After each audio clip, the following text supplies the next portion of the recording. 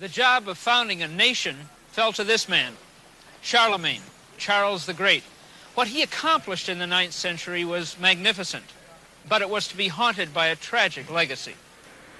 Charlemagne marched his armies north. By securing the only seacoast, he set in motion a trading tradition. And the interesting thing is that trading cities like Hamburg need peace to keep the money flowing. They get that peace by granting freedoms other cities might not.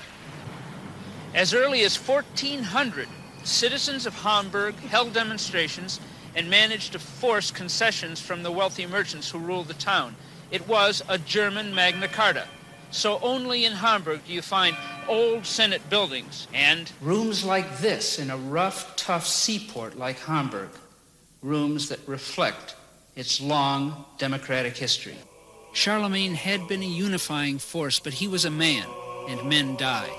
In France and in England, a successor would take the throne to unite and lead, but on the death of Charlemagne, an ancient tribal tradition rose up to once again doom a nation's birth.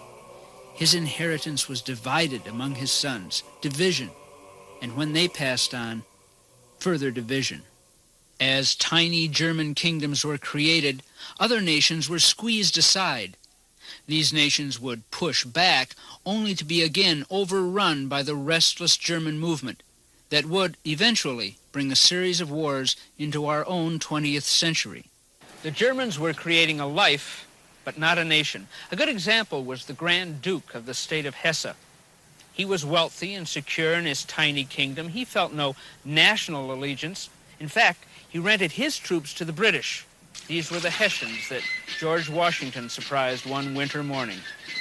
One wealthy German built a temple on the banks of the Danube River and filled it with statues of great leaders. He hoped this gesture would inspire his countrymen to unify. It was a flop.